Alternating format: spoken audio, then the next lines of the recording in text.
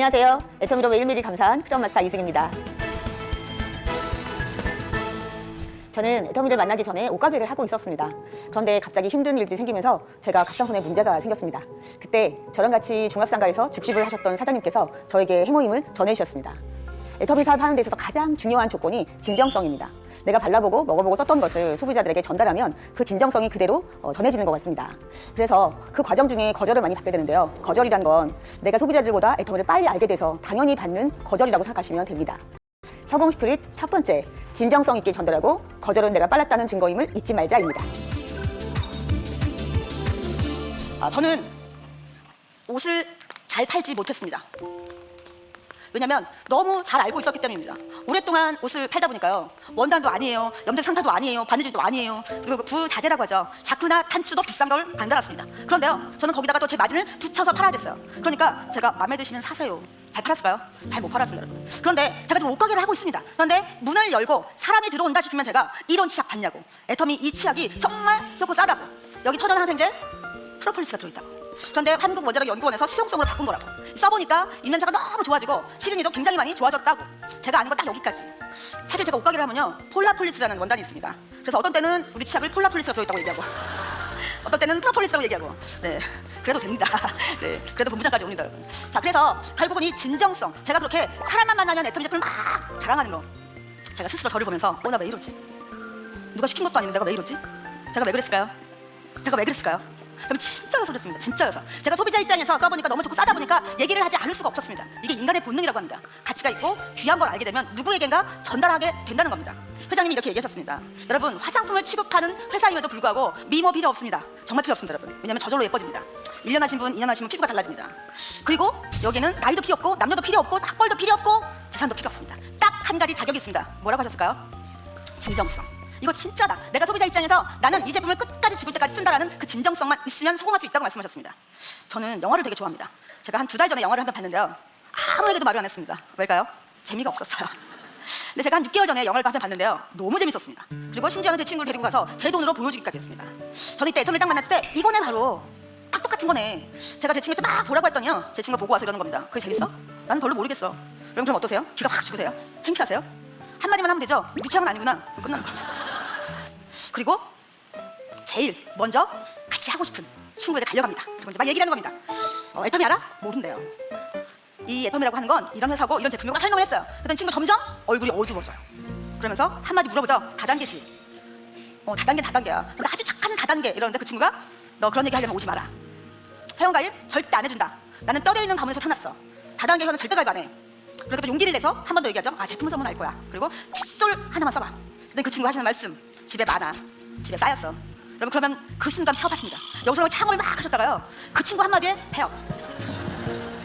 이 A라는 친구, 자, B라는 친구에게도 갔습니다. 막 얘기를 하는데 이 친구는 화면에서 웃어요, 자꾸만. 그러더니 이 친구가 하시는 말씀, 너 인지 알았어? 나는 작년 여름에 알았거든. 회원가입했고 수당을 한 7번 탔나? 너 에센스 써봤니? 정말 좋다. 환상이다, 써봐라. 자, 여러분, A와 B 어느 쪽을 선택하시겠어요? A, 오지 말라는데요. 2년을 끊자고 하는데요. 거절받았는데요. 이 친구는요, 아무도 아직 애터미라는 정보를 나보다 빠르게 가져온 사람이 없는 겁니다. 내가 제일 빨랐던 겁니다. 그런데 이 친구 B라는 친구는 벌써 작년 여름에 나보다 빠른 사람이 왔던 거예요. 그럼 이 안 하겠다는 친구, 거절하겠다는 친구, 오지 말라는 친구 100번 가세요. 그러면 나중에 친구가 이렇게 얘기해요. 나 무서워. 네가 무서워. 밤에 꿈에 막 나타나. 너 어떻게 하면 안 올 수 있어? 회원가입 해줄게. 계좌번호 골라가 5개 중에서.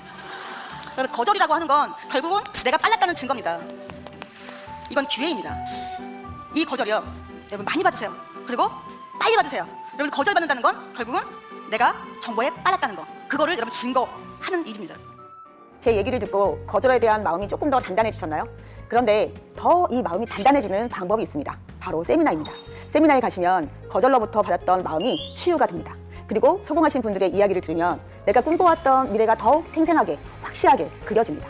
그래서 성공하신 분들의 이야기를 들어야 하는 데는 이유가 있습니다.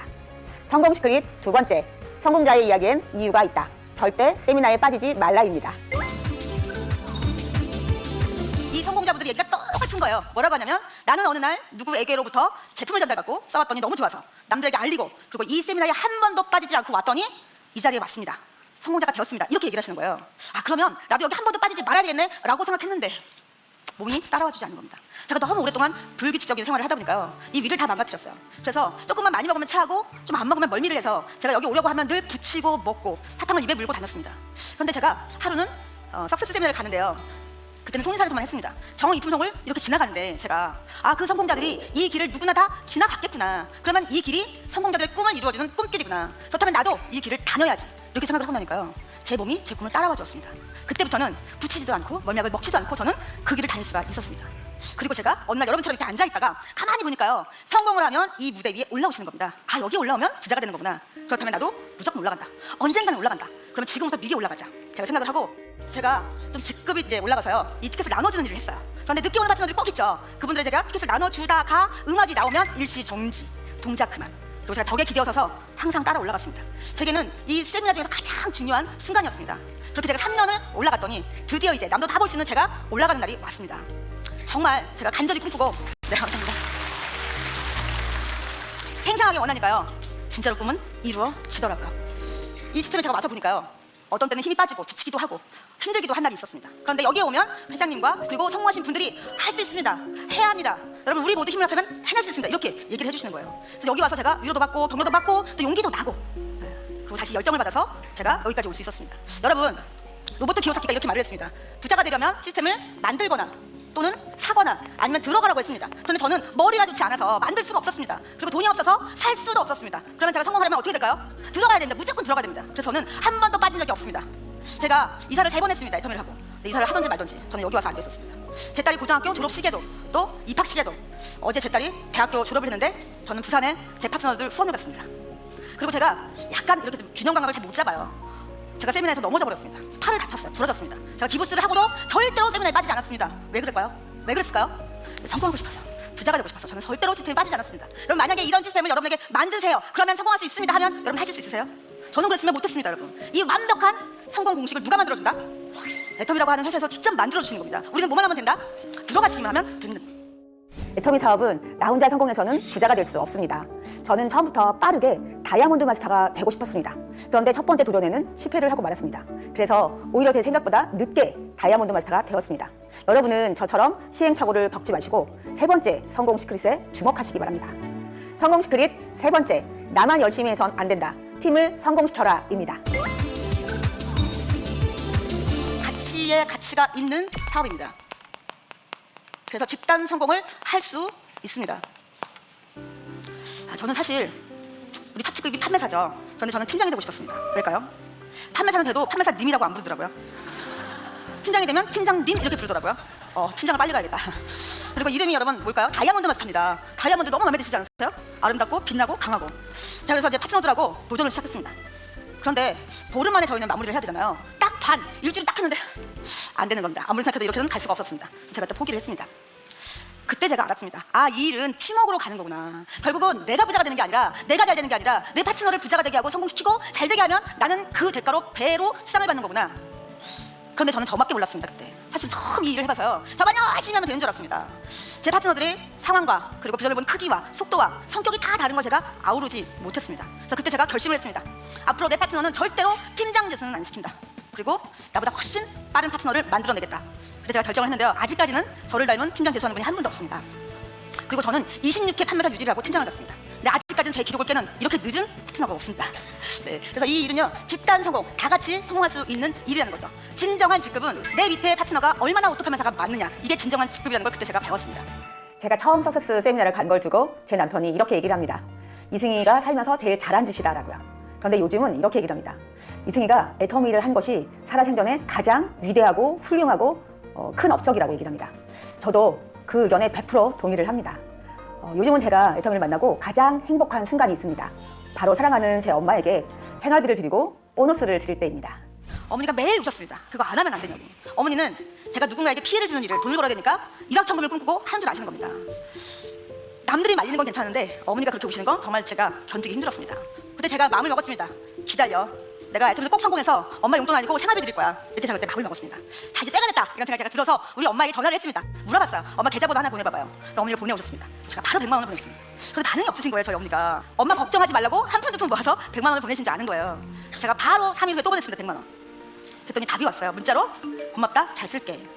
제가 사모님께 또 보냈습니다. 답이 왔습니다. 힘내라 내 딸. 제가 그 뒤로도 수시로 제가 돈을 드렸는데요. 어느 날 제가 캄보디아를 나갈 일이 있었습니다. 제가 인천공항에 딱 앉아있는데 저희 엄마 같은 분이 휙 지나가시는 거예요. 당연히 엄마는 아니셨지만 또 엄마에게 보내드려야겠다. 제가 그래서 팍 텔레뱅킹해서 100만 원을 보냈어요. 그리고 시간이 있어서 제가 장문으로 어머니에게 문자를 보냈습니다. 엄마, 이제 다른 걱정하지 마세요. 그리고 엄마 오늘 내가 책임질 거야. 그리고 이제 엄마 친구분들하고 영화도 보러 가고 맛있는 식사도 하시고 예쁜 옷도 사 입으세요. 이렇게 제가 보냈는데 엄마도 장문으로 저에게 답을 해주셨습니다. 엄마가 도와준 것도 없는데 정말 미안하다. 그리고 이제 네가 대견스럽다. 네가 말한 것처럼 예쁜 옷도 사 입고 맛있는 것도 먹고 친구들이랑 영화도 보러 갈게. 이렇게 저에게 문자를 보내주셨어요. 여러분, 저는 애터미를 만나지 않았다면 지금도 열쇠평짜리 옷가게에서 옷을 팔고 있겠죠. 여러분, 애터미를 만나시면 여러분들이 꿈꿔왔던 삶, 살고 싶었던 삶을 사실 수 있습니다. 나누는 삶을 사실 수 있고 가족들에게도 베푸실 수 있습니다. 나누는 삶, 그리고 함께하는 삶, 그리고 행복한 삶을 사시기 바랍니다. 오늘은 한 주를 시작하는 월요일 첫날입니다. 오늘 우리의 꿈을 위해서 힘차게 도전하시기 바랍니다. 감사합니다.